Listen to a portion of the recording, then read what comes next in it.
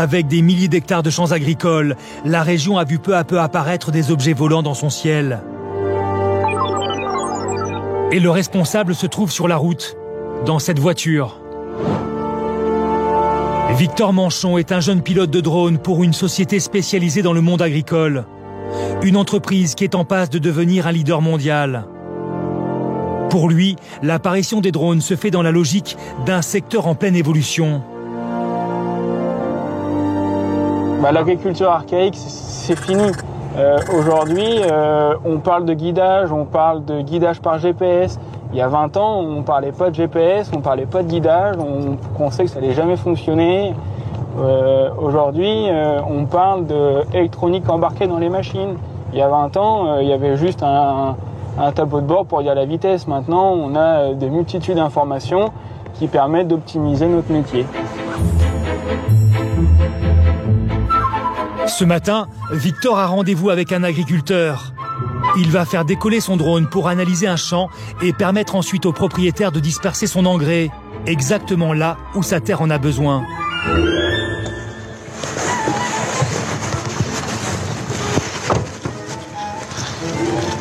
Bonjour. Monsieur Pétel, comment allez-vous? Ça va bien, merci. Pour Bertrand Pétel, c'est une grande première.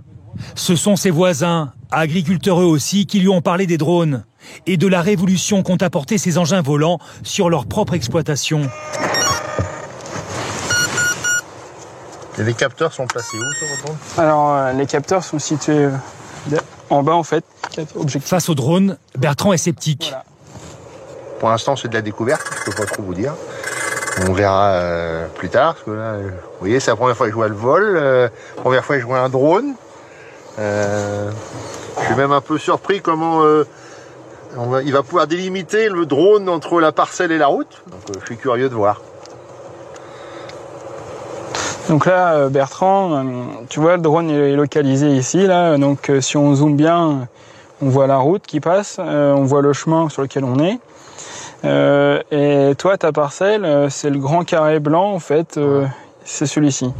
Ce n'est que la veille du rendez-vous que Victor a paramétré le vol du drone en lui indiquant où commence le champ de Bertrand, l'agriculteur, et où celui-ci s'arrête. Une opération qui n'a nécessité que quelques minutes. L'hélice se met en route. Plein pot.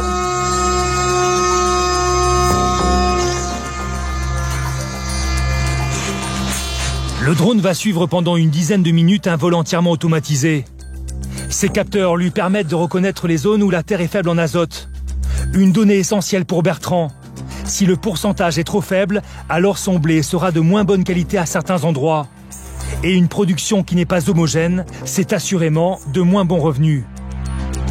L'appareil va donc faire de la détection agronomique par les airs. Sans le drone, il faut effectuer des prélèvements à même la terre.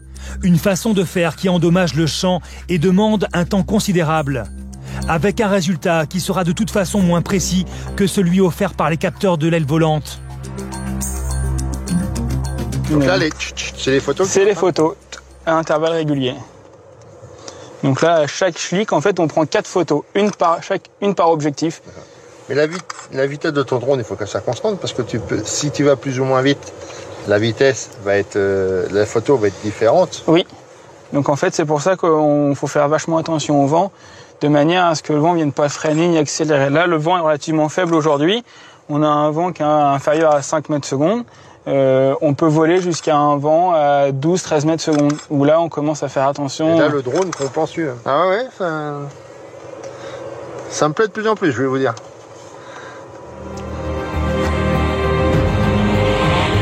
Une demi-heure de vol et la parcelle de 12 hectares a été photographiée dans tous les sens.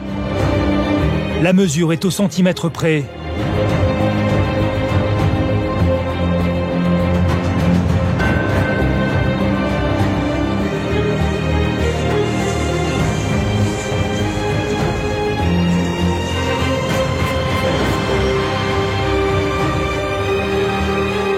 Bertrand, l'agriculteur, vient de recevoir par mail un fichier contenant toutes les indications sur son champ.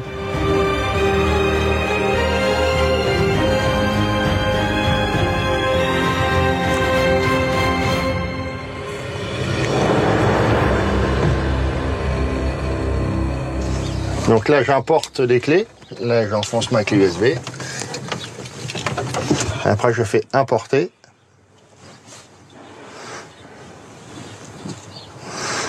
Importer, apport la parcelle. On ne pourra pas aller contre la technologie et on a besoin de la technologie.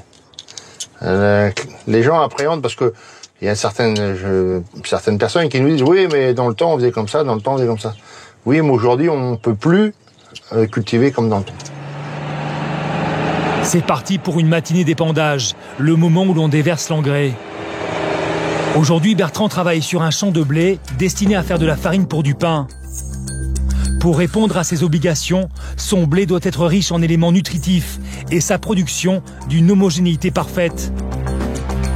Il a maintenant testé à plusieurs reprises la distribution automatique de son engrais avec les indications du drone. Il est aussi à l'aise que s'il utilisait le procédé depuis plusieurs années. Et c'est son tracteur qui libère tout seul l'azote nécessaire. De l'engrais déversé en quantité variable selon les besoins de chaque parcelle recensée.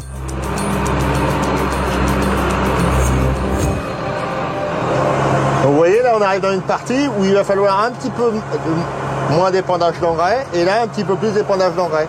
Vous voyez, la différence de sol, on la retrouve ici exactement. Le rouge, ça veut dire qu'on amène 156 kg et le orange, on va amener 125 kg. Vous voyez, là on arrive à baisser.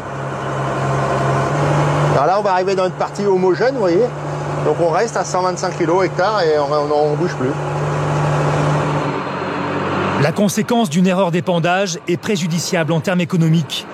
L'engrais coûte cher et lorsqu'il est mal dosé, la sanction est immédiate. Cette bande à la couleur jaune va représenter une véritable perte sèche pour Bertrand.